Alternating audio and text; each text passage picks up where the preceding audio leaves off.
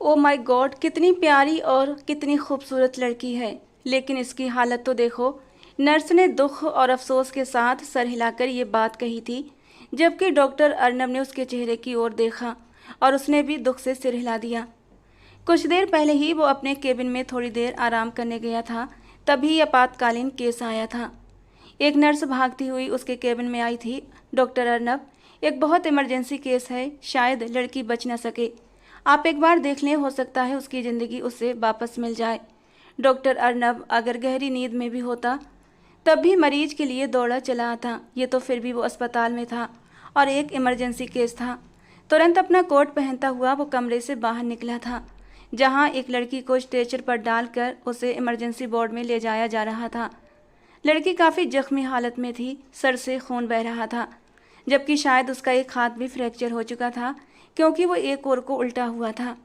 एक गंभीर एक्सीडेंट का मामला था और मरीज की हालत बेहद चिंताजनक थी। अर्नब तेजी से आगे बढ़ा और मरीज की जांच करने लगा। उसे सिर के पिछले हिस्से में गहरी चोटें आई हुई थीं। एक हाथ ही नहीं बल्कि दोनों टांगें भी फ्रैक्चर हो चुकी थीं। पैर से खून बह रहा था, क्योंकि लड़की के पैर का नाखून भी उखड़ चुका था। खून बहुत अधिक बह चुका था। मरीज के साथ कौन है? अर्नब ने जल्दी जल्दी उसे चेक करते हुए नर्स से पूछा था। सर, मरीज के साथ कोई भी नहीं है। स्थानीय लोगों ने इसे अस्पताल पहुंचाया है। अर्नब एक गहरी सांस लेकर रह गया था। मरीज अकेली थी, कोई रिश्तेदार, कोई जान पहचान वाला साथ नहीं था। इसके बावजूद अर्नब ने अपनी जिम्मेदारी पर उसे तुरंत एडमिट करवा दिया। प्राथमिक चिकित्सा के बाद उसने तय किया कि बिना ऑपरेशन कुछ भी संभव नहीं, क्योंकि लड़की के सर का पिछला हिस्सा काफ़ी डैमेज हुआ था और तुरंत उसे ऑपरेशन थिएटर में शिफ्ट कर दिया गया। घंटों की मेहनत, लगातार संघर्ष और पसीने से तर डॉक्टर अर्नब ने आखिरकार ऑपरेशन सफल बना दिया था। आने वाले 12 घंटे जीवन और मृत्यु के बीच का संघर्ष थे, लेकिन मरीज की किस्मत अच्छी थी। इतना भयानक हादसा होने के बाद भी वो सुरक्षित थी, जीवित थी। ये इलाका एक पहाड़ी इलाका था, जहाँ हर कुछ दिन में एक एक्सीडेंट होना आम बात थी, लेकिन इस तरह की अवस्था में कोई मरीज पहले कभी नहीं आया था। जो लड़की सामने थी उसकी उम्र यही कोई 20-21 साल रही होगी। वो देखने में बेहद खूबसूरत और किसी सभ्य परिवार की लग रही थी। जख्मी होने के बाद भी उसका चेहरा अर्नब को बेचैन कर गया था। उसकी सुंदरता दर्द में भी जैसे चिल्ला चिल्ला कर कह रही थी, मैं टूटी हूँ मगर बिखरी नहीं, मुझे जीना है, जिंदगी और मौत की जंग में मुझे जीतना है। अर्नब ने झटके से अपने मन को रोका और खुद को संयत किया। उसका काम सेवा करना था, न कि भावनाओं में बहना। पूरे 10 घंटे के बाद लड़की को होश आया था। उसने हल्के से आंखें खोली थीं, लेकिन अगले ही पल दर्द के मारे बुरी तरह करहा उठी थी। नर्स भागकर अर्नब को बुलाकर लाई थी। उसके दर्द से तड़पते वजूद को आराम पहुंचाने के लिए नर्स ने उसे एक सुकून का इंजेक्शन लगा दिया था और फिर वो थोड़ी ही देर में दोबारा होशो हवास से बेगाना हो गई। अर्नब को सुकून था कि लड़की होश में आ चुकी है और अब खतरे से बाहर है। नर्स से उसका ख्याल रखने का कहकर वो रूम से बाहर आ गया था। मरीज के किसी भी परिजन का कोई भी अता पता नहीं चल पा रहा था। उसकी गाड़ी खाई में गिरकर फट चुकी थी और चमत्कारी रूप से वो जिंदा निकली थी। यहाँ तक कि उसका नाम तक कोई नहीं जानता था, मगर फिर भी अस्पताल के स्टाफ ने कोई गलती नहीं बरती थी और वजह थी डॉक्टर अर्नब कुमार की सख्त हिदायतें। इस लड़की का इलाज ऐसे होना चाहिए जैसे ये मेरे परिवार से हो। और डॉक्टर अर्नब की वार्निंग सुनता पूरा स्टाफ सतर्क हो चुका था और दिलो जान से उस लड़की की सेवा में जुट चुका था।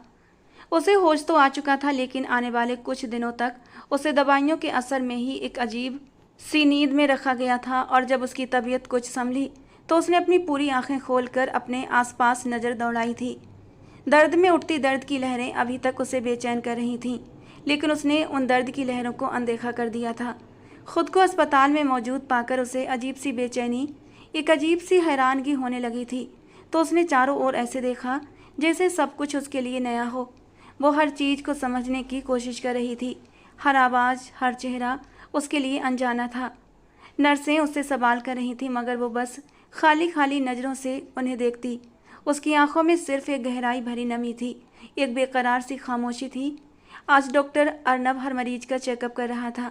जब वो सानवी के सामने आया तो एक बार फिर उसकी मासूमियत भरी खूबसूरती देखकर जैसे एक पल को ठहर गया। कहते हैं कि कोई भी इंसान पूरा नहीं होता, कुछ ना कुछ कमी उसमें होती ही है, लेकिन सामने बेड पर बैठी उस लड़की में भगवान ने कोई कमी नहीं रखी थी। इतने दिन हॉस्पिटल में रहने की वजह से उसे थोड़ी कमजोरी आ चुकी थी, लेकिन इसके बावजूद भी उसकी खूबसूरती पर कोई असर नहीं पड़ा था। बेचैनी से अपने लाल अनारी होठों को कुचलती बुरी तरह उलझन का शिकार थी। बड़ी बड़ी आंखों में बेचैनी और मासूमियत भरी हुई थी। कोई इतना खूबसूरत कैसे हो सकता है? उसके दिल में फिर वही बात आई, मगर उसने तुरंत खुद को झटक दिया। पूरे 30 साल के अपने मेडिकल करियर में उसने न जाने कितनी ही औरतों को देखा था, खूबसूरत, आकर्षक, मगर इस लड़की में कुछ अलग था। वो ना तो कोई अप्सरा थी, ना कोई फिल्मी चेहरा, मगर फिर भी उसमें कुछ ऐसा था जो अर्नब को बार बार उसकी ओर खींच रहा था। जल्दी ही अर्नब ने खुद को काबू पाया था और धीरे से उसके करीब बढ़ गया। अर्नब को अपने करीब आता देखकर वो लड़की बुरी तरह घबराई थी और फिर सिमट कर बेड के कोने में बैठ गई। अर्नब के लबों पर एक हल्की सी मुस्कान बिखर गई और उसके डर को कम करने के लिए बड़े लापरवाह से अंदाज में अपने प्रोफेशनल रवैये से उसने सवाल जवाब पूछने शुरू कर दिए। आपका नाम क्या है? वो बड़े ही प्यार से पूछ रहा था, लेकिन वो लड़की तो बस खाली खाली निगाहों से उसे देखने लगी। जी, मेरा नाम।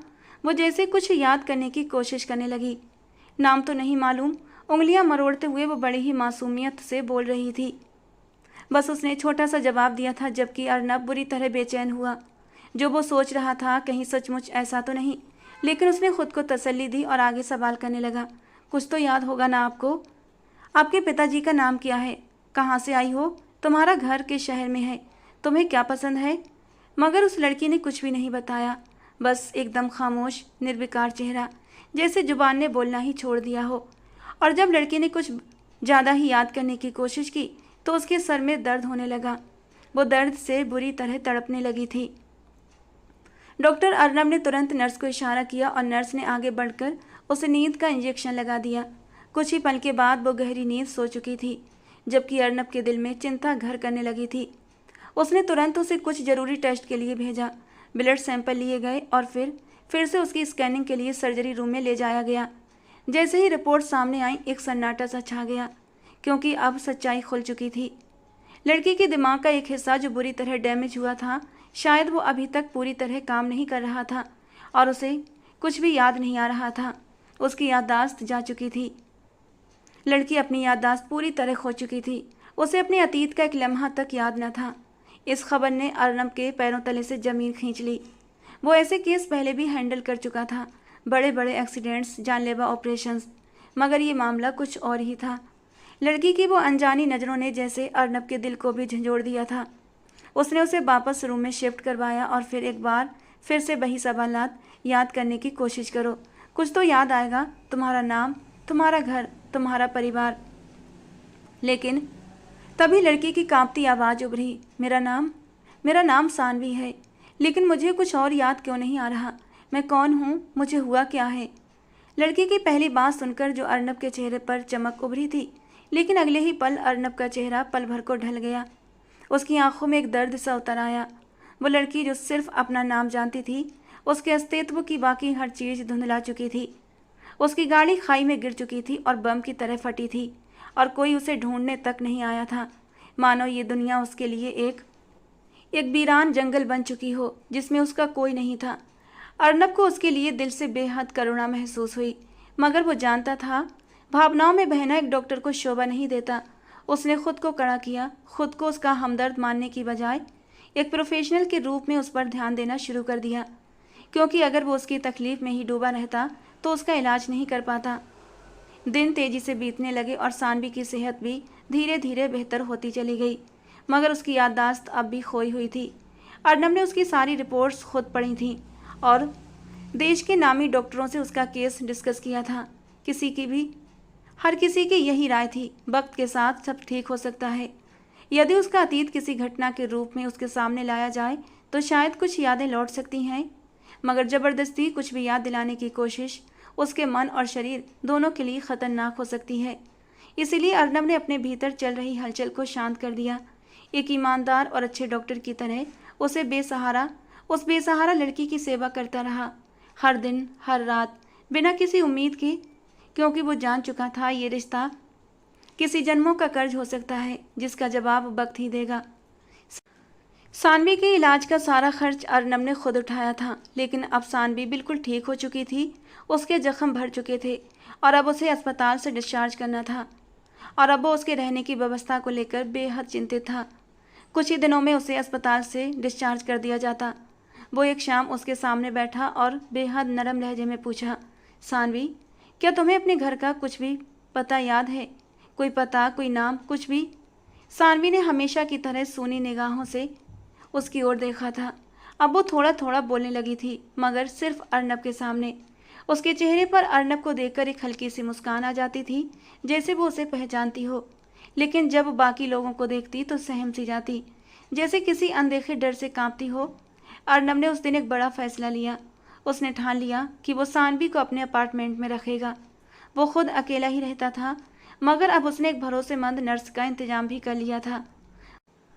वो नर्स उसी अस्पताल में काम करती थी और पास ही एक किराए के छोटे से घर में रहती थी।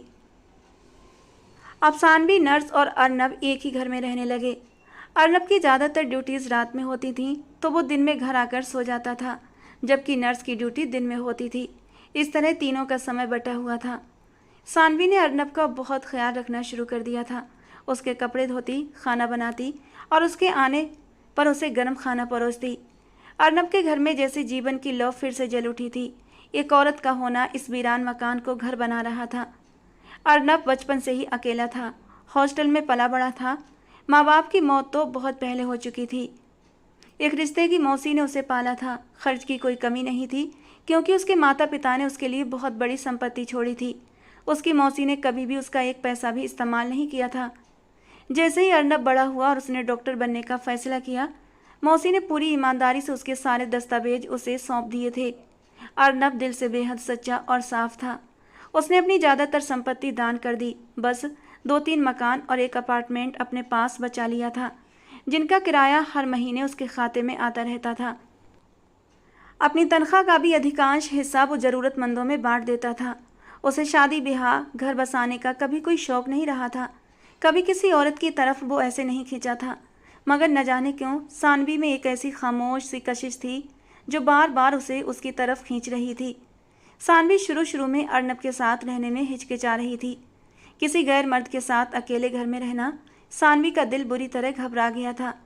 लेकिन अर्नब ने उसे समझाया था, देखो सानवी, तुम्हें कुछ भी याद नहीं है।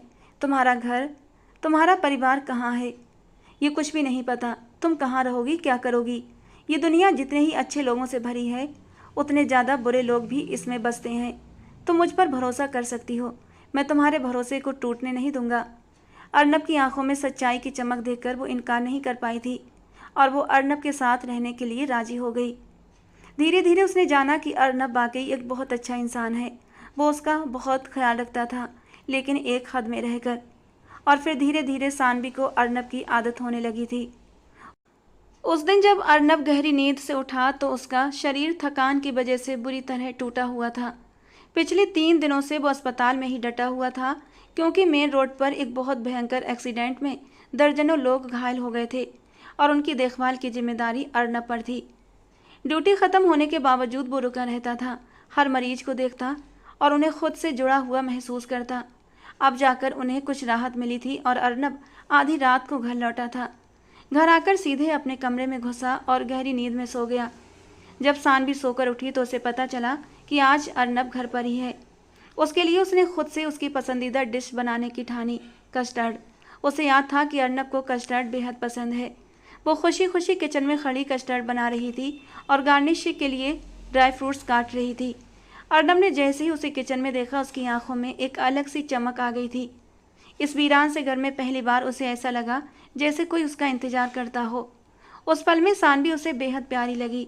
वो हर उस पल को याद करने लगा जब सानवी दर्द से कराहती थी, सिर पकड़कर बैठ जाती थी, कुछ याद करने की कोशिश में खुद को बुरी तरह खो देती थी। उसकी पीड़ा को अर्नब अपने भीतर तक महसूस करता था।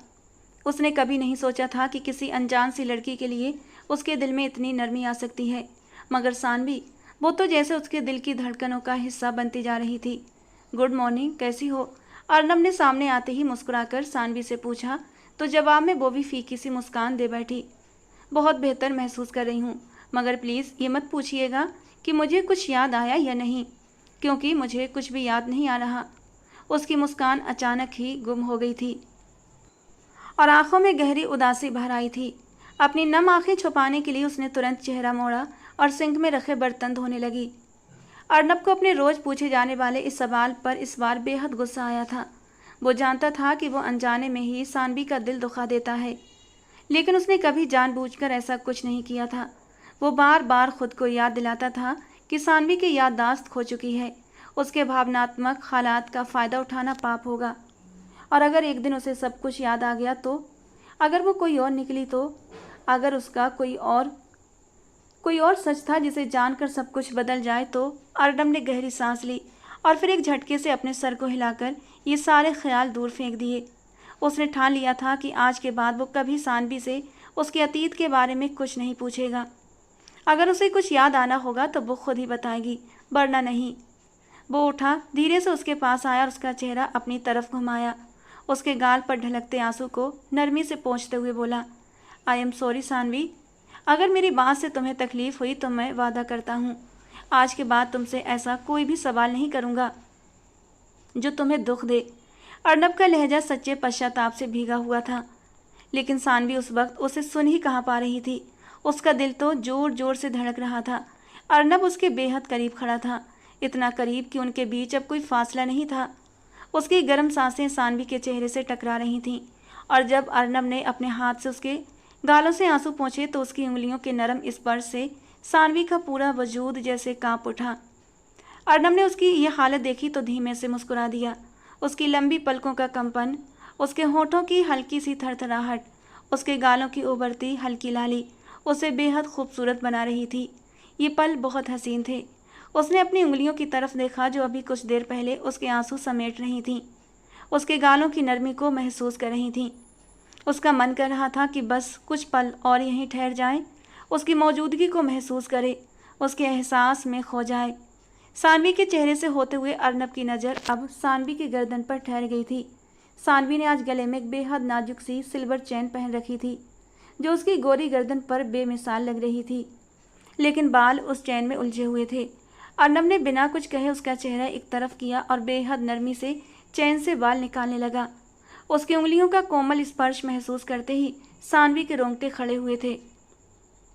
उसने घबराकर किचन की शेल्फ को कसकर पकड़ लिया और अपनी आंखें जोर से बंद कर लीं। ये पहली बार था जब अर्नब उसके इतना करीब आया था, और चाहकर भी सानवी उसे खुद से दूर नहीं कर पा रही थी। दिल एक नए अंदाज में धड़कने लगा था। अर्नब को उसका साइड प्रोफाइल दिखाई दे रहा था। लबों पर हल्की मुस्कान लिए वो उसे पूरे ध्यान से निहार रहा था। उसके गाल टमाटर जैसे लाल हो चुके थे। उसकी बंद होती और फिर खुलती पलकें उसके चेहरे पर एक अजीब सी मोहक लय बना रही थीं। अर्नब के दिल में तूफान चल रहा था। मैंने कभी नहीं सोचा था कि कभी शादी करूंगा या किसी औरत के इतने करीब जाऊंगा, वो मन ही मन धीरे से बुदबुदाया था।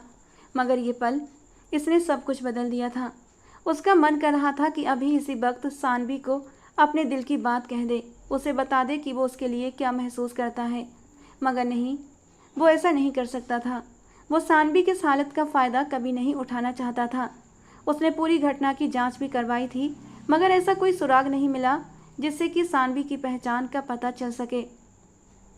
उसने जानबूझकर अखबार में इश्तिहार नहीं दिया था। उसे डर था कि कहीं उसका कोई दुश्मन ना हो जिसने उस पर हमला करवाया हो। अर्नब के दिल में खामोश दुआएं उठ रही थीं। हे ईश्वर, अगर सानवी का कोई अतीत है तो उसे ठीक से याद आ जाए, और अगर वो मेरी तकदीर में लिखी है तो उसे मेरी ज़िंदगी का हिस्सा बना दे। अगर सानवी गलत हाथों में चली जाती तो यकीनन उसकी ज़िंदगी खतरे में पड़ सकती थी। किस्मत ने अर्नब को एक अजीब दोराहे पर खड़ा कर दिया था, जहाँ से न वो आगे बढ़ सकता था और ना ही पीछे लौट सकता था। सारे ख्यालों को झटककर जब उसने अपनी नज़रें दोबारा सानवी पर टिकाईं तो वो मुस्कुरा पड़ा। वो कब का उससे पीछे हट चुका था, मगर सानवी अब भी उसी तरह आंखें बंद किए खड़ी थी। अर्नब ने शरारत भरे लहजे में कहा, मिस सानवी, अगर आप चाहें तो अपनी आंखें खोल सकती हैं, क्योंकि हम तो अब काफ़ी दूर जा चुके हैं आपसे। सानवी ने झट से अपनी आंखें खोलीं और पलटकर अर्नब की तरफ देखने लगी। उसके लबों पर खिलती हल्की शरारती मुस्कुराहट देखकर सानवी बुरी तरह शर्मिंदा हो गई थी। मिस्टर अर्नब, आपको कोई हक नहीं है मुझे इस तरह परेशान करने का। अपनी शर्मिंदगी मिटाने के लिए वो गुस्से से मुंह फुलाकर बेवजह बर्तन सेट करने लगी जो कि पहले से सेट थे। उसकी आवाज़ सुनते ही अर्नब ने गहरी सांस भरी। कहाँ तंग करता हूँ, अभी तो मुझे वो हक नहीं है। जब एक दिन ये हक मिल जाएगा ना, तब बताऊंगा कि तंग करना असल में होता क्या है। वो धीरे से बड़बड़ाया था, हालांकि आंखों में उदासी का रंग भी उतर आया था। फिर चुपचाप जाकर वो डाइनिंग टेबल पर बैठ गया। सानवी ने उसकी मायूसी को महसूस किया था, मगर वो उसके लिए कुछ भी नहीं कर सकती थी, इसीलिए चुपचाप नाश्ता बनाने लगी। शायद आज अर्नब की हॉस्पिटल ड्यूटी नहीं थी, इसीलिए वो फुर्सत से घर पर मौजूद था, वरना तो कई कई दिन सानवी को उसकी शक्ल तक देखने को नहीं मिलती थी।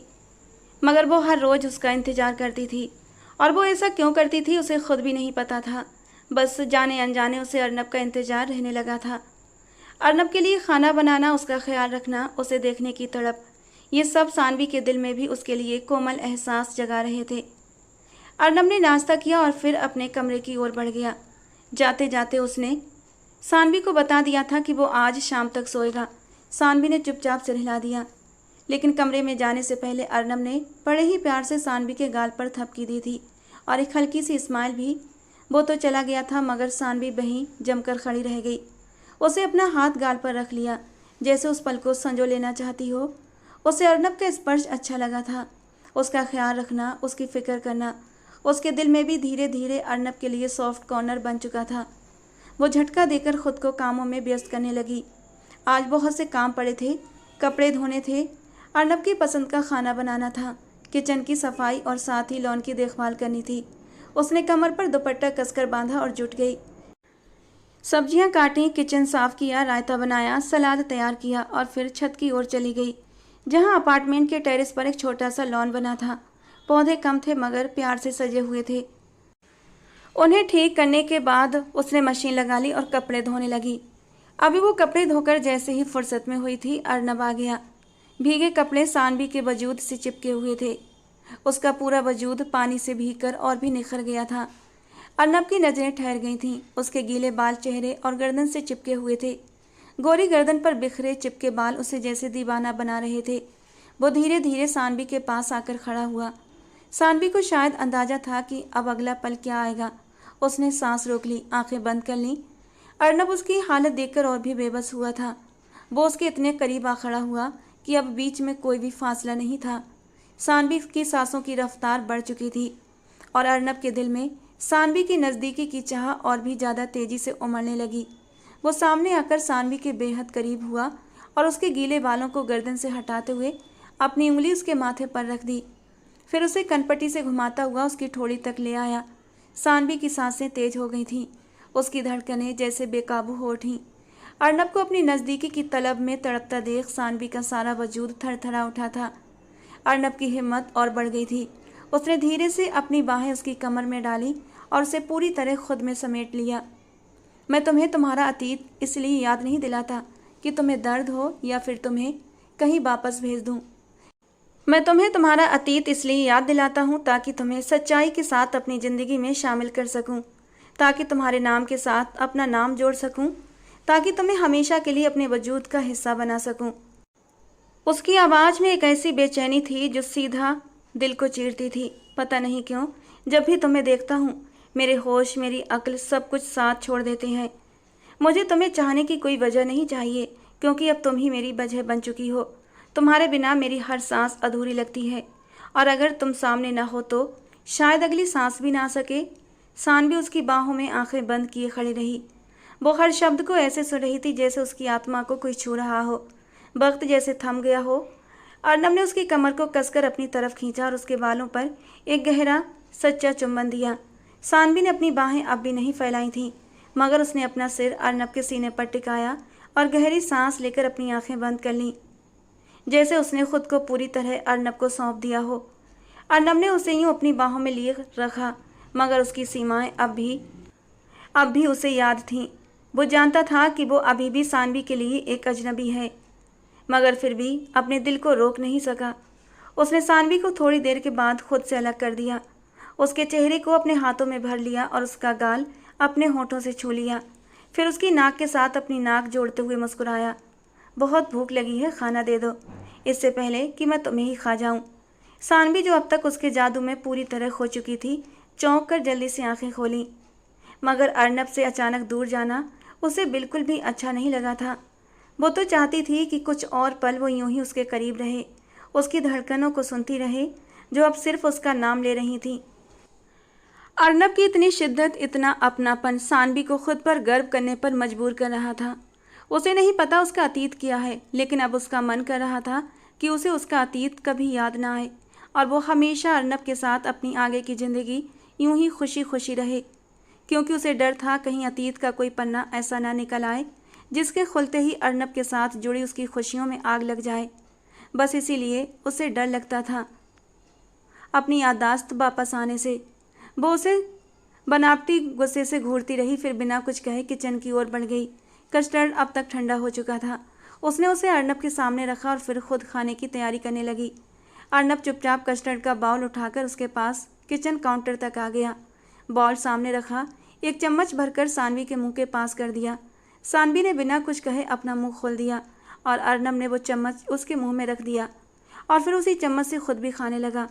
दोनों बातें करते जा रहे थे, दुनिया जहान की बातें, जैसे दोनों एक दूसरे को न जाने कब से जानते हैं।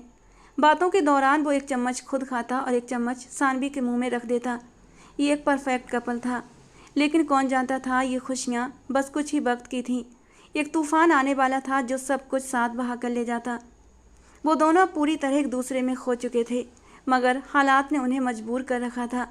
अर्नब की मजबूरी थी कि सानवी अपनी याददाश्त खो चुकी थी और सानवी इस वजह से चुप थी कि वो खुद अपने अतीत को नहीं जानती थी और चाहकर भी अपनी गुजरी जिंदगी का एक लम्हा भी याद नहीं कर पा रही थी। और इसीलिए दोनों अपनी अपनी हदों में बंधे हुए थे, एक दूसरे की संगत के लिए मचलते थे, लेकिन अपने अपने कदम रोक लेते थे। इस बेनाम से रिश्ते को जायज़ रिश्ता भी बनाने से डरते थे कि क्या पता आगे कौन सी सच्चाई मुंह खोले खड़ी हो। अर्नब ने खाना खाया और फिर सानवी को साथ लेकर बाहर चला आया। उसकी देखभाल करने वाली नर्स आजकल छुट्टी पर थी और इसी वजह से इन दोनों के बीच नज़दीकियां बढ़ने लगी थीं। वरना तो आमतौर पर अर्नब अपने कमरे से बाहर ही नहीं निकलता था और सानवी भी उससे फासले में ही रहती थी। आज अर्नब ने उसे बहुत जगह घुमाया था, आइसक्रीम खिलाई थी, काफ़ी शॉपिंग भी करवाई थी। आज जैसे उसका हर लम्हा सानवी के नाम था और सानवी खुद को जैसे आसमान में उड़ता हुआ महसूस कर रही थी। किसी का तुम्हें चाहना, तुम्हारी मौजूदगी को अहमियत देना, ये एक बेहद हसीन एहसास होता है और सानवी के लिए ये सब कुछ बहुत अनमोल था। सानवी की मुस्कुराहट देख अर्नब का दिल भर आया था। वो चुपके से दुआ कर रहा था कि ये मुस्कान सदा बनी रहे।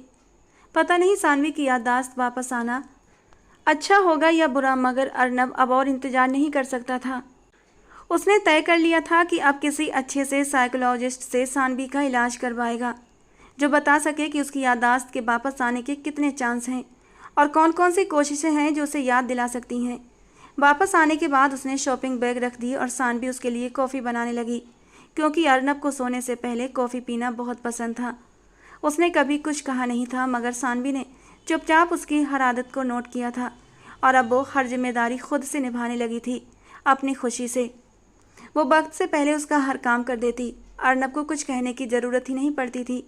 कॉफ़ी बनाकर जब वो उसके कमरे में आई तो अर्नब ने कॉफ़ी का मग एक तरफ रख दिया और सानवी के दोनों हाथ अपने हाथों में लेकर उसे अपने सामने बेड पर बिठा दिया। तुम बहुत खूबसूरत हो सानवी, इतनी कि फूलों का हुस्न भी तुम्हारे आगे फीका पड़ जाए। उसके लहजे में इश्क पिघल रहा था और अचानक ही सानवी के दिमाग में एक हल्का सा फ्लैशबैक उठा, एक धुंधला सा चेहरा जो ठीक इन्हीं शब्दों में उसके हुस्न की तारीफ कर रहा था। तुम बहुत खूबसूरत हो सानवी, बहुत खूबसूरत। मैं तुम्हें दुनिया की नज़र से बचा कर रखना चाहता हूँ। मैं चाहता हूँ सिर्फ मेरी आंखें तुम्हें देखें। ये आवाज़ उसे कहीं दूर से गूंजती हुई महसूस हुई थी। उसने दिमाग पर जोर डाला, वो चेहरा साफ देखना चाहा, मगर नाकाम रही। अचानक उसके सिर में दर्द की एक तेज लहर दौड़ी और वो तड़प उठी। उसने सिर दोनों हाथों से पकड़ लिया। अर्नब उसके बदले हुए चेहरे के हाव भाव देखकर बुरी तरह घबरा गया था। क्या हुआ सानवी? चिंता में डूबे लहजे में अर्नब ने सानवी का चेहरा अपने दोनों हाथों में थाम लिया था, जबकि सानवी ने आंसू भरी आंखों से उसकी ओर देखा। पता नहीं, जैसे कुछ याद आया था, लेकिन साफ साफ कुछ भी नहीं देख सकी। पता नहीं मेरी याददाश्त वापस क्यों नहीं आ जाती। ये कहते हुए सानवी एकदम से रो पड़ी थी। उसे यूँ टूट कर रोते देख अर्नब घबरा गया था। याददाश्त खोने के बाद से आज तक सानवी एक दिन भी यूँ नहीं टूटी थी। उसकी आंखें कई बार भीग जाती थीं, मगर उसने हमेशा खुद को संभाले रखा था। मगर इस पल जैसे उसका सारा सब्र टूट चुका था। बीते जीवन की धुंधली परछाइयां दिमाग में आते ही वो फूट फूट कर रो पड़ी थी। अर्नब ने उसे अपनी बाहों में भर लिया और चुपचाप उसका सिर सहलाने लगा। वो जानता था कुछ पल के लिए रो लेने देना जरूरी है, क्योंकि कुछ जख्म सिर्फ खामोशी से ही भरते हैं। उसके सुकून भरे स्पर्श और चुपचाप साथ ने सानवी को बेहद राहत दी थी।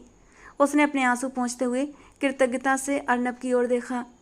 अगर आप मेरी ज़िंदगी में ना आते तो पता नहीं मेरा क्या होता, सानवी बेसाख्ता बोली थी।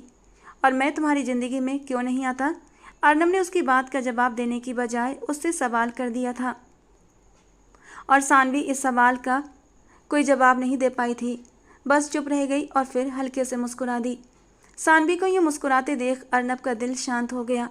उसने उसके सिर पर हल्की सी चपत लगाई और प्यार से कहा, अब चलो, जाओ अपने कमरे में और आराम करो।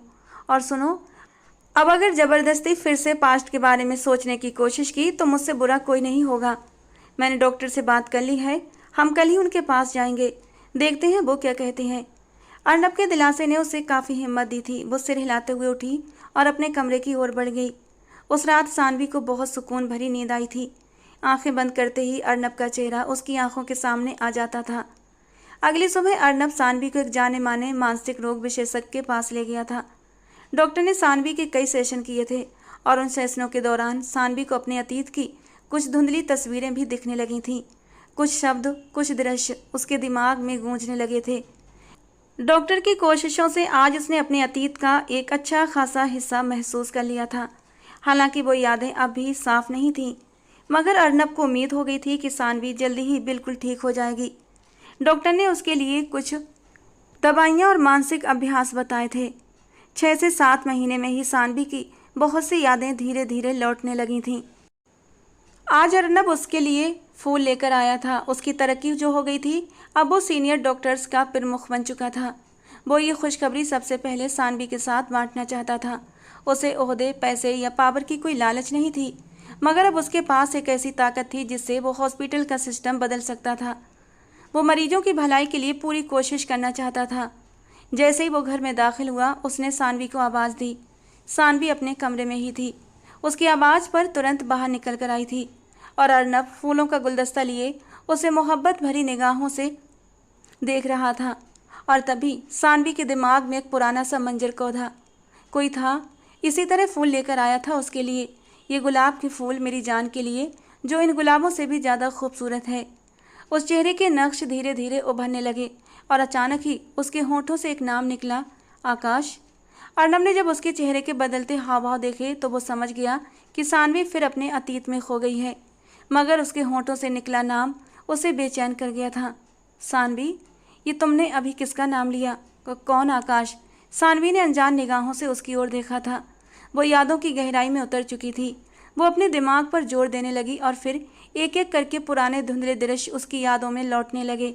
उसके सिर में तेज दर्द उठा, चक्कर आए और वो ज़मीन पर बैठ गई। अर्नब ने फूल तुरंत एक ओर रखे और उसके पास आ गया। उसे सहारा देकर सोफे पर बिठाया और पानी का गिलास दिया। पानी पीकर भी सानवी का सिर दर्द से फटा जा रहा था। उसके हाथ फिर से सिर पर चले गए थे। उसके अतीत की परतें एक एक करके खुलने लगी थीं और फिर सर दर्द को बर्दाश्त न कर पाने की वजह से वो बेहोश हो गई और अर्नब की बाहों में झूल गई। अर्नब एकदम से घबरा गया था। उसने जल्दी से सानवी का सर अपनी गोद में रखा, उसके पैर सोफे पर सीधे फैलाए और उसका चेहरा थपथपाते हुए उसे होश में लाने की कोशिश करने लगा। और जब सानवी को होश नहीं आया तो वो उसे बाहों में उठाकर उसके कमरे की ओर चल पड़ा और उसे बेड पर बड़े ही आराम से लिटा दिया। उसे एक इंजेक्शन दे दिया और उसके होश में आने का इंतजार करने लगा।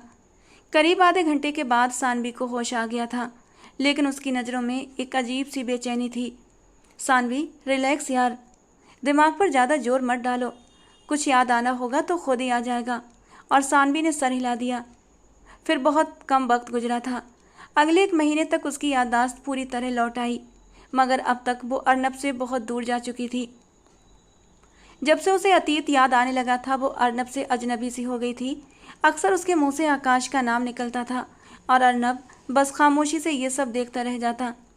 एक दिन उसे अपना सारा गुजरा कल याद आ चुका था और उसका दिल कर रहा था कि वो अपना सर दीवार पर दे मारे, अपने चेहरे को नोच नोच कर लहूलुहान कर दे, जिस पर अर्नब ने अपना स्पर्श छोड़ा था। उससे कितनी बड़ी गलती हो गई थी। वो तो आकाश से बेहद मोहब्बत करती थी, उस पर जान छिड़कती थी। आकाश को देखे बिना उसकी सुबह नहीं होती थी, मगर वो उसे भी भुला बैठी थी और एक गैर मर्द के साथ मोहब्बत में डूब गई थी। याददाश्त पूरे तौर पर वापस आई तो उसे अर्नब जहर लगने लगा। अर्नब की वफादारियां, उसका दीवानापन, सब उसके लिए बेईमानी सा होकर रह गया था। अर्नब उसके बदले व्यवहार से बहुत ज़्यादा हैरान हो चुका था, क्योंकि उसे नहीं पता था कि उसकी याददाश्त पूरी तौर पर वापस आ चुकी है। और फिर एक दिन उसने अर्नब के सामने ऐसा खुलासा किया जिसने अर्नब को तोड़ कर रख दिया। अर्नब को ऐसा महसूस हो रहा था जैसे दुनिया उसके लिए बेरंग हो गई हो। सानवी पहले से शादीशुदा थी। वो आकाश से बहुत मोहब्बत करती थी। इन दोनों ने ख़ानदान से टकराकर शादी की थी और अभी उनकी शादी को सिर्फ 6 महीने हुए थे। और अब जब उसकी याददाश्त वापस आ चुकी थी तो वो मुकम्मल तौर पर आकाश को ही सोचने लगी थी। उसी के बारे में हर वक्त बातें किया करती थी, उसी को याद करती। अर्नब के जज्बात और चाहत को उसने बिल्कुल नज़रअंदाज कर दिया था और अपना फैसला सुना दिया कि वो अब आकाश के पास वापस जाना चाहती है। अर्नब से ये बात बर्दाश्त नहीं हो रही थी और एक दिन वो सानवी के सामने बुरी तरह रो पड़ा। पिछले 2 साल से सानवी उसके साथ थी। एक एक लम्हा उसने सानवी के वजूद को अपने घर में चलते फिरते देखा था। वो उससे बहुत मोहब्बत करने लगा था। अगर सानवी चली जाती तो उसका घर भी खाली हो जाता और घर की वीरानी शायद उसे भी पागल कर देती। कहने को तो अगर कोई भी लड़की उसकी बीवी बनकर आ जाती तो उस घर की वीरानी को दूर कर देती, मगर क्योंकि उसका दिल तो पूरी तरह से सानवी के लिए ही धड़कता था। अगर कोई लड़की पसंद भी आई तो कौन, जो एक शादीशुदा थी, बस अपनी याददाश्त खोकर कुछ दिनों के लिए उसके घर मेहमान बन गई थी। अब जब उसकी याददाश्त वापस लौट आई थी तो उसे हर हाल में वापस लौटना ही था। जोर ज़बरदस्ती से सानवी को वो अपने पास नहीं रख सकता था। रख भी लेता तो उसका आकाश के साथ विवाह हो चुका था। वो कानूनी तौर पर किसी भी तरीके से सानवी को अपनी ज़िंदगी में शामिल नहीं कर सकता था और ये चीज़ उसे बार बार रुला रही थी। अर्नब ने सानवी के हाथों को अपने हाथों में ले लिया। पता नहीं क्यों वो अपने हाथ उसके हाथों से छुड़ा ना पाई। शायद अर्नब की आंखों ने सानवी को बेचैन कर दिया था, जिनमें आंसू चमक रहे थे। कितनी ही देर तक अर्नब सानवी के चेहरे को देखता रहा। शायद अब ये चेहरा दोबारा कभी देखने को ना मिले। मैं तुमसे बहुत मोहब्बत करने लगा था सानवी, और भगवान से प्रार्थना करता था तुम्हारी याददाश्त जल्दी ही लौट आए और मैं तुम्हें पूरे सच्चे दिल से अपना लूँ। लेकिन तुम्हारा अतीत ये होगा मैंने कभी सोचा भी नहीं था। मगर इस बार अपनी मोहब्बत का इजहार करने के साथ साथ वो उससे एक विनती भी करने लगा। अगर कभी तुम्हारा दिल कहे, अगर कभी तुम्हें लगे कि तुम्हारा रिश्ता तुम्हें वो सुकून नहीं दे पा रहा जो तुम डिज़र्व करती हो, तो बस एक बार मेरी मोहब्बत को याद कर लेना, एक बार मेरी तरफ देख लेना। मैं पूरी ज़िंदगी तुम्हारा इंतज़ार करूँगा। मैं तुम्हें इज्जत और मोहब्बत दूँगा। मगर सानवी ने उसकी बात को एक गहरी नज़र से देखा, होंठ भींचे और कोई जवाब दिए बिना अपार्टमेंट से बाहर निकल आई। अर्नब ने बस जाते हुए उसके कदमों को देखा और दिल ही दिल में दुआ की थी, खुश रहो, चाहे मेरे साथ नहीं पर जिसके भी साथ रहो पूरे सुकून के साथ रहो। 2 आंसू टूटकर अर्नब के गालों पर आए थे, जिसे उसने अपने बाजुओं से साफ कर लिया था। गाड़ी में बैठकर उसने अपना एड्रेस टैक्सी ड्राइवर को समझाया और ख़ुद गाड़ी की सीट से टेक लगाकर आंखें मूंद लीं। आज से 2 साल पहले वो अकेले गाड़ी लेकर निकली थी। आकाश 3 दिन के लिए दूसरे शहर गया हुआ था और उसने इसी बात का फ़ायदा उठाया था। ड्राइविंग करके वो उस पहाड़ी इलाके में आ गई थी। ये भी दूसरा ही शहर था। उससे ड्राइविंग आती तो थी लेकिन इतनी महारत हासिल नहीं थी। यही वजह थी कि उसकी गाड़ी खाई में गिर गई थी, मगर किसी तरह वो बच गई थी। मगर उस कार हादसे के बाद उसे नई ज़िंदगी तो अर्नब ने दी थी, जिसके प्यार को वो ठुकराकर आकाश के पास जा रही थी। सानवी के दिल में एक गिल्ट उठा था, दिल बेचैन हो रहा था, मगर आकाश की मोहब्बतों को याद करते हुए वो हर सोच को अपने दिमाग से झटक रही थी। वो बार बार आकाश के बारे में ही सोच रही थी कि वो उसे जिंदा सही सलामत अपने सामने देखकर खुशी के मारे खिल उठेगा। न जाने उसका क्या रिएक्शन होगा। और जब वो अपने घर पहुंची तो आकाश उसे देखकर पलकें झपकना भूल चुका था और फिर अगले ही पल उसे बाजू से पकड़कर झटक दिया। कहाँ थी 2 साल तक? मन भर गया तुम्हारे उस आशिक से जो अब तुम दोबारा मेरी ज़िंदगी में चली आई। तुम्हें क्या लगा 2 साल तक अपने आशिक के साथ अय्याशियाँ करके मेरे पास लौट आओगी और मैं तुम्हें अपना लूँगा। सानवी तो पत्थर बनी खड़ी थी। आकाश के शब्द उसके दिल पर किसी चाबुक की तरह गिर रहे थे। तुम्हारे वजूद पर इस वक्त गंदगी लगी हुई है। किसी गैर मर्द के साथ तुम इतना सारा वक्त गुजार कर आई हो और चाहती हो कि मैं तुम्हें फिर से अपना लूं।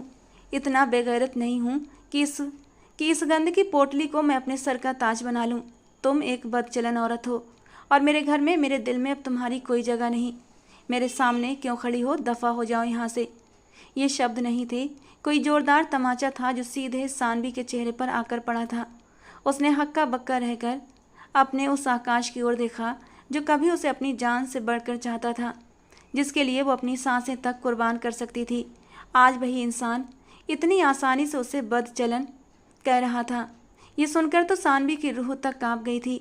दर्द की उस भयानक लहर ने उसे अंदर से चीर डाला। उसने तकलीफ से अपनी आंखें बंद कर लीं। अंदर उठती दर्द की लहर को दबाते हुए उसने हिम्मत करके आंखें खोली थीं और सामने खड़े उस बेदर्द बेरहम इंसान को देखा। आकाश, आप ये क्या बोल रहे हैं? ऐसा मत कहिए। मैं आपकी पत्नी हूँ। जो कुछ मेरे साथ हुआ, कम से कम वो सच्चाई तो जान ले। मैं इतने दिन कहाँ थी, किसके साथ रही, इसके पीछे वजह क्या थी? सारा सच आप एक बार जान लेंगे तो मुझसे नजरें नहीं फेर पाएंगे। और सच को तो आप जानबूझकर देखना नहीं चाहते। क्यों? मैं आपको बता चुकी हूँ ना कि मेरे ऊपर एक कयामत टूटी थी। मैं तो मरने की कगार पर थी। उस रहम दिल इंसान ने मुझे बचाया था, मेरी मदद की, इतने दिनों तक मेरा सहारा बना रहा, लेकिन कभी उसने मुझे गंदी नज़र से नहीं देखा। मैं आपसे इतने दिन दूर कैसे रह सकती थी आकाश? अगर आपसे इतने दिन दूर रही तो बस उसकी यही वजह थी कि मुझे कुछ भी याद नहीं था। मेरी याददाश्त चली गई थी। मैं अपनी सारी मेडिकल रिपोर्ट्स और डॉक्यूमेंट्स साथ लेकर आई हूँ। आप प्लीज़ इन्हें देखिए, आपको सब समझ आ जाएगा। मैं उस अस्पताल की नर्सों को भी गवाही के लिए बुला सकती हूँ और जिसने मेरा इलाज किया उस डॉक्टर से भी आप कंफर्म कर सकते हैं मेरी वाकई में याददाश्त चली गई थी। प्लीज़ मुझ पर भरोसा कीजिए। मुझे खुद से इस तरह दूर मत कीजिए। मैं जीते जी मर जाऊंगी। सानवी की आंखों से आंसू यूं बह रहे थे जैसे बरसों का तूफान बह निकला हो। वो हाथ जोड़कर आकाश के सामने झुकी हुई थी, बिलख रही थी, विनती कर रही थी। मगर आकाश उस वक्त जैसे पत्थर बना खड़ा था। घमंड से उसकी गर्दन यूं तनी थी कि उसके चेहरे पर एक बूंद भी रहम नहीं था। यही तो सानवी थी जिसके पीछे आकाश ने अपनी ज़िंदगी के कई साल झोंक दिए थे। तब जाकर उसे पाया था। वो उसे बहुत संजो कर रखता था, उससे मोहब्बत के दावे भी करता था, लेकिन अब न जाने क्या हो गया था उसे। वो आकाश जो कभी सानवी के हर लफ्ज़ को आखिरी हकीकत मानता था, आज उसकी इतनी बड़ी बात पर भी यकीन नहीं कर रहा था। सानवी को तो लगा था जब वो जिंदा उसके सामने जाएगी तो वो उसे देखकर खुशी के मारे पागल हो जाएगा। खुशी से उसे अपनी बाहों में भर लेगा, उसे अपनी पलकों पर बिठाएगा। लेकिन यहाँ तो सब कुछ उल्टा हो गया था। एक पल के लिए उसे अर्नब का चेहरा याद आया। अब जाकर सानवी को समझ आया कि ठुकराए जाने का दर्द क्या होता है। वो अर्नब जिसने पूरे 2 साल बिना किसी लालच के उसकी सेवा की, उससे दिल से मोहब्बत करता रहा, उसके बारे में कुछ भी नहीं जानता था, फिर भी उसे अपनाया। और जब सानवी ने लौटने की बात की तो वो भी झुकने को तैयार हो गया था, लेकिन सानवी ने उसकी एक बात तक नहीं सुनी, उसे अनसुना करके चली आई। और अब वो सजा खुद भुगत रही थी। बारिश की बूंदें गिरने लगीं। सानवी ने सर उठाकर आसमान की ओर देखा। जिंदगी में क्या कम तूफान थे जो अब एक और तूफान आ गया था। वो आकाश के कदमों में बैठने ही वाली थी कि तभी आकाश ने उसे एक जोरदार लात मारी थी और सानवी ठोकर खाकर गली में गिर पड़ी।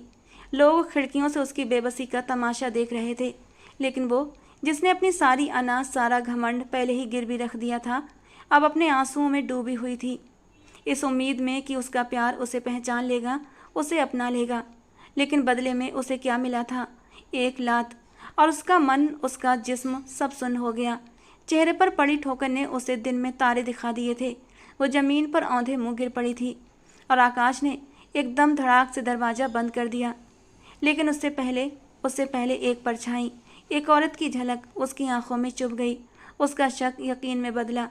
अचानक पास में रहने वाली सरला आंटी दौड़ी हुई आई और उसे उठाते हुए बोली, बेटी, तेरे मर्द ने तो तेरे भागने के 2 महीने बाद ही दूसरी शादी कर ली थी। अब उसका एक बेटा भी है। वो अपनी दूसरी बीवी के साथ बहुत खुश है। रोज़ रात को दोनों कहीं घूमने जाते हैं। जब किसी मर्द की ज़िंदगी में दूसरी औरत आ जाती है ना, तो पहली औरत की कीमत धीरे धीरे मिट्टी में मिल जाती है। और फिर वो तो उसकी औलाद की माँ है, उसे औलाद दे चुकी है। जा मेरी बच्ची, जहाँ से आई थी वहीं लौट जा। सरला आंटी के शब्दों ने सानवी की टूटी आत्मा पर जैसे नमक छिड़क दिया। वो फूट फूट कर रोने लगी। उसने अपने पीछे तो सारी कश्तियाँ जला दी थीं, कोई रास्ता नहीं छोड़ा था। अब उसे बस अर्नब की याद आई, उसकी मोहब्बत, उसका मेहरबान साया, वो बाहें जो हमेशा उसे थामने को तैयार थीं। और आज आज उन्हीं बाहों की कीमत उसे समझ आ गई थी। सानवी लड़खड़ाते कदमों से वापस चल पड़ी। अब वो कहाँ जाती, उसका कोई ठिकाना नहीं था। सड़क पर अकेली, भीगी, टूटी हुई बस चलती जा रही थी। आसमान बादलों से ढक चुका था, हवा में सर्दी घुल चुकी थी और शाम धीरे धीरे अंधेरे में बदलने ही लगी थी। उसे कुछ भी नहीं पता था, कुछ भी नहीं। बस ये ज़िंदगी अब बोझ बन चुकी थी। पहले ही क्या ज़िंदगी में कम मुसीबतें थीं, जो अब एक और नई आफत उसके पीछे आ पड़ी। सानवी को कई लोग लगातार घूरते हुए पीछे आ रहे थे। वो शराफत के नकाब में छिपे भेड़िए थे। कुछ आवारा लड़कों का एक पूरा गिरोह था जो काफ़ी देर से उसे सड़क पर अकेले चलते देख रहे थे। शुरू में उन्हें लगा था कि शायद कोई अमीर घर की लड़की है जो अपनी गाड़ी से उतरकर यूं ही टहलने निकली है, मगर जब देर तक उसने किसी गाड़ी में बैठने की कोशिश नहीं की और अब बारिश में भी अकेली भीगती जा रही थी, तो उन्हें पूरा यकीन हो गया था कि वो बिल्कुल अकेली है और परेशान भी। बस यही यकीन उनके हौसले बढ़ाने के लिए काफ़ी था और वो उसका पीछा करने लगे। सानवी ने घबराकर दौड़ना शुरू कर दिया, लेकिन वो कहाँ तक भागती। थककर उसके पांव लड़खड़ा गए, उसे जोर की ठोकर लगी और वो गिर पड़ी। लेकिन इससे पहले कि वो भेड़ी उस पर झपटते, एक गाड़ी की हेडलाइट उसके बेहद करीब आकर अचानक रुक गई। शायद भगवान ने किसी को भेज दिया था उसकी इज्जत की रक्षा के लिए। उसने मन ही मन भोलेनाथ का धन्यवाद किया था और हिम्मत जुटाकर गाड़ी की ओर भागी थी। लेकिन भागते हुए उसके पाँव में बुरी तरह मोच आई। वो लड़खड़ाई और सड़क पर गिर पड़ती इससे पहले ही गाड़ी से उतरते हुए एक इंसान ने झपट कर उसे अपनी बाहों में थाम लिया। वो एक पल के लिए उसकी बाहों में झूल गई, लेकिन अगले ही पल वो बुरी तरह चौंक उठी थी। वो छुअन, वो एहसास कुछ जाना पहचाना सा था। सानवी ने कांपती पलकें उठाकर उस इंसान की ओर देखा और वहीं स्तब्ध रह गई। उसे थामने वाला कोई और नहीं बल्कि अर्नब था। सानवी कितने सपने सजाकर आकाश के पास लौटी थी कि जब वो उसे सही सलामत अपने सामने देखेगा तो खुशी से पागल हो जाएगा, मगर ऐसा तो कुछ भी नहीं हुआ था। वो जैसे आकाश के पास पहुंची, आकाश ने उसे धुतकार दिया और अब उसके पास कोई ठिकाना नहीं था। वो एक बड़ी जायदाद की मालिक तो थी, चाहती तो अपने घर लौट जाती, मगर उस वक्त उसे कोई भी पनाह नजर नहीं आ रही थी। पति ने ठुकरा दिया और एक महबूब को वो ठुकरा कर चली आई थी। उसने दोनों की मोहब्बत खो दी थी और दुख का एहसास इतना तेज था कि उसे किसी भी बात का होश कहाँ रहा था। अर्नब ने सानवी की तरफ देखा। उसका चेहरा बारिश में भीग रहा था, मगर इसके बावजूद वो जानता था कि वो रो रही है। अर्नब ने नरमी से उसके आंसू साफ करते हुए उसे अपनी हिसार में ले लिया। उसे पता हो गया था कि सानवी को उसके पति ने धुतकार कर भेज दिया है और वो तब से सानवी को ही तलाश करता फिर रहा था, क्योंकि गेट पर खड़े गार्ड ने उसे बता दिया था कि मेम साहब ने टैक्सी ड्राइवर को क्या एड्रेस दिया था। और कुछ देर बाद अर्नब उसी एड्रेस पर पहुंच गया था। मोहल्ले के लोगों ने उसे सारी कहानी सुना दी थी, जबकि आकाश भी घर के बाहर निकल आया था। आकाश ने अर्नब पर सानवी को लेकर तरह तरह के इल्ज़ाम भी लगाए थे और घटियापन की हद कर दी थी। अर्नब को बार बार सानवी पर अफसोस हो रहा था कि ऐसे आदमी से उसने मोहब्बत की थी जो उसकी कदर ही नहीं करता था और उसके किरदार की धज्जियाँ बिखेर चुका था। सानवी उसकी ज़िंदगी में कहीं से कहीं तक नहीं थी, क्योंकि माला ने उसकी ज़िंदगी में सानवी की जगह ले ली थी। अर्नब को एक अनजाना सा सुकून भी हुआ था कि वो इस आदमी के चंगुल से बच गई थी। वो तो आकाश की बातों से ही पहचान गया था कि वो एक नंबर का घटिया इंसान है, और उसके साथ उसे सानवी के लिए भी दुख हुआ था। मोहब्बत को खोने का दुख क्या होता है, ये अर्नब से बेहतर शायद कोई नहीं जान सकता था। उस वक्त सानवी अर्नब के गले लगी हिचकियों से रो रही थी और बार बार उससे माफ़ी भी मांग रही थी। यह एहसास ही जानलेवा था। अगर आज भी अर्नब उसकी हिफाजत ना करता तो वो कहाँ जाती। शायद अब तक उसकी इज्जत पामाल हो चुकी होती। तकलीफ़ की तेज़ी से उसकी आंखों से आंसू बह रहे थे, जबकि अर्नब ने भी उसे रोने दिया। अगर वो एक बार रो लेती तो उसके दिल का सारा गुबार आंसुओं की सूरत में बाहर निकल जाता। अर्नब ने उसे गाड़ी में बिठाया और अपने अपार्टमेंट में ले आया। प्लीज़ सानवी, इस वक्त कुछ मत कहना, कमरे में जाओ, कपड़े बदलो और आराम करो। सुबह हम इस बारे में बात करेंगे। सानवी ने रोते हुए कुछ कहने के लिए होंठ खोले थे कि अर्नब ने उसे अचानक टोक दिया था। और ये बात बोलते वक्त अर्नब के चेहरे पर एक ठंडा सा भाव था। कोई नरम एहसास नहीं था जो हमेशा उसके चेहरे की खास पहचान हुआ करता है। अर्नब ने उसे कभी भी किसी बात के लिए नहीं रोका था, बल्कि पहले जब वो बोला करती थी तो अर्नब दीवानों की तरह उसके चेहरे को देखा करता था और पूरे ध्यान से उसकी हर बात सुना करता। सानवी के दिल को उस पल एक गहरा धक्का लगा था। आकाश की मोहब्बत को खोने का इतना गम नहीं हुआ था जितना इस वक्त अर्नब के बदले हुए लहजे से उसे तकलीफ हुई थी। मगर अब वो सवाल नहीं कर सकती थी। किस हक से करती? अर्नब ने उसे अपनी मोहब्बत का हक दिया था, मगर उसने बहुत बेरहमी से उस मोहब्बत को ठुकरा दिया था। उसे अब याद आ रहा था कैसे अर्नब उसके सामने गिड़गिड़ाया था, उसे हाथ थाम कर रोया था, मगर उसने एक बार भी उस पर रहम नहीं किया था। वो खुद भी अब रहम के काबिल नहीं रही थी। आधी रात तक सानवी सोचों में डूबी रही। उसे नींद नहीं आई, दिल बेचैन था, सीना भारी था। वो खुद को बार बार कटघरे में खड़ा करती रही। एक बार ठुकरा कर चली गई थी, अब उस प्यार के लायक नहीं बची थी। अर्नब का ठंडा रवैया उसे बहुत कुछ जता चुका था। यहाँ से भी ठुकरा दी जाती तो कहाँ जाती।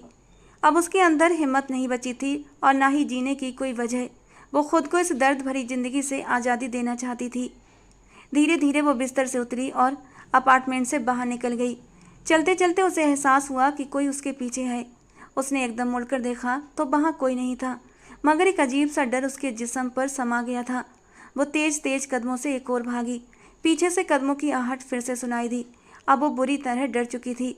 इतनी रात को अर्नब के अपार्टमेंट से निकलना अब उसे अपनी ज़िंदगी की सबसे बड़ी गलती लगने लगी थी। पीछे से किसी ने उसका बाजू पकड़कर झटके से अपनी ओर खींचा। वो जोर से उससे जा टकराई। डर के मारे उसने आंखें बंद कर लीं, मगर वो खुशबू, वो जानी पहचानी सी खुशबू उसे आंखें खोलने पर मजबूर कर गई। सामने ही अर्नब खड़ा था। उसकी आंखों में छलकते हुए आंसू अंधेरे में भी चमक रहे थे। कितनी बार छोड़कर जाओगी मुझे सानवी? क्या अब तक तुम्हारा दिल नहीं भरा मुझे तकलीफ देकर? और कितना रुलाओगी मुझे? वो दर्द में डूबी आवाज़ में बोला था। सानवी अचानक सड़क पर ही जोर जोर से रोने लगी और उसके सीने से लग गई। मैं तुम्हें छोड़कर नहीं जाना चाहती थी अर्नब। यहाँ से जाते वक्त भी मेरा दिल जोर जोर से धड़क रहा था, मगर आकाश के साथ मेरा पति पत्नी का रिश्ता था, जो हमारे इस बेनाम से रिश्ते से कहीं कीमती था। बस इसीलिए मैं चली गई, मगर उसने मुझे धुतकार दिया। और जब मैं तुम्हें छोड़कर चली गई तो खुद को तुम्हारे लायक नहीं समझ पाई। वो हिचकियों में अपनी सच्चाई बयान कर रही थी। अर्नब एक पल में उसके चेहरे के करीब आ गया, इतना करीब कि उसकी सांसें सानवी की रूह तक जा पहुंची। पहली बार बेकरार होकर वो उसके नरम होठों का जाम पी रहा था, अपने अंदर के बेसुकून जज्बातों को सुकून दे रहा था। सानवी की बोलती बंद हो गई थी, उसकी आंखें फैल गईं, वक्त जैसे थम सा गया था। कुछ देर बाद अर्नब थोड़ा सा पीछे हटा था और फिर उसके चेहरे को अपने हाथों में भर लिया और मदहोश आंखों से उसे देखा। सानवी कुछ भी नहीं बोली, बस लरजती हुई पलकें झुक गई थीं, शर्म की लाली गालों पर उतर आई थी और फिर चुपचाप पलटी और अपार्टमेंट में दाखिल होकर अपने कमरे का दरवाज़ा अंदर से लॉक कर लिया। उसकी आंखों में अर्नब के लिए हाँ नजर आई थी और अर्नब भी एक अजीब सी राहत, एक तसल्ली के साथ अपने कमरे में जाकर लेट गया। 3 दिन बाद आकाश ने सानवी को तलाक दे दी थी और फिर कुछ ही अरसे में सानवी और अर्नब ने शादी कर ली। बड़ी सादगी से दोनों ने मंदिर में जाकर शादी की थी। वो घर वापस आ ही रहे थे कि अर्नब के मोबाइल पर कॉल आया था। एक इमरजेंसी केस था। वो सानवी को घर के गेट पर उतारकर सीधे अस्पताल चला गया था। रात के करीब 11 बजे जब वो अपार्टमेंट में दाखिल हुआ तो उसकी नज़र सानवी के कमरे के बंद दरवाजे पर पड़ी। आज की सुहागरात तो गई बेटा, उसने बालों में उंगलियां फंसाते हुए धीमे से बड़बड़ाया और अपने कमरे की ओर बढ़ गया। लेकिन जैसे ही दरवाज़ा खोला, उसे एक प्यारी सी खुशबू और एक खुशगवार हैरत ने उसका स्वागत किया था, क्योंकि सामने ही बेड पर सानवी बड़े ही हक से सोई हुई थी। शायद उसका इंतजार करते करते थक गई थी, जो उसके लेटने की पोजीशन से साफ पता चल रहा था। होंठों पर हल्की सी मुस्कान दबाए अर्नब उसके करीब गया और बिना कुछ सोचे समझे उसके गुलाब जैसे होंठों पर अपने होंठ रख दिए। सानवी ने झटके से आंखें खोलीं। इतना प्यारा सरप्राइज देने के लिए मैनी मैनी थैंक्स मेरी जान, वो उसके बालों को संवारते हुए बोला था और सानवी अर्नब की आगोश में समा गई। तो आपने क्या सोचा था? मैं आज की रात भी अपने कमरे में रहती? हरगिज भी नहीं। अब तो मैं आपसे एक पल भी दूर नहीं रह सकती। उसने अपना सर अर्नब के कंधे से टिका दिया था और उस रात अर्नब ने बिना किसी झिझक के अपने जज्बात पूरी तरह सानवी के वजूद पर लुटा दिए थे। उसे इस बात से कोई फर्क नहीं पड़ता था कि वो पहले से शादीशुदा थी। वो तो बस इस बात पर खुश था कि उसकी मोहब्बत उससे मिल चुकी थी। वो बादल बनकर उसके नाजुक वजूद पर छा गया था और सानवी के दिलो दिमाग से आकाश का नाम मिट चुका था। अब उसे याद था तो बस अर्नब और उसकी दीवानगी भरी मोहब्बत। अब दोनों एक बेहद खुशगवार और सुकून भरी ज़िंदगी गुजार रहे हैं, जहाँ प्यार है, एक दूसरे की इज्जत है, कद्र है और हर आंसू की कीमत समझने वाला एक सच्चा हमसफ़र भी। दोस्तों, आज की हमारी ये कहानी आपको कैसी लगी ज़रूर बताना। पसंद आई हो तो प्लीज़ लाइक करना। रोज़ एक नई और रोमांटिक कहानी के लिए हमारे चैनल के साथ जुड़े रहना। मिलते हैं दोस्तों अगली किसी नई और रोमांटिक कहानी के साथ।